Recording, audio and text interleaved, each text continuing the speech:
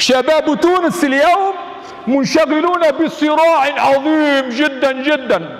هل هو صراع بين الحق والباطل؟ لا والله. هل هو صراع بين الكيان الصهيوني الملعون وأذنابه وأتباعه وإخواننا في غزة وجميع المسلمين المقاومين للظلم لصالح الحق؟ لا والله.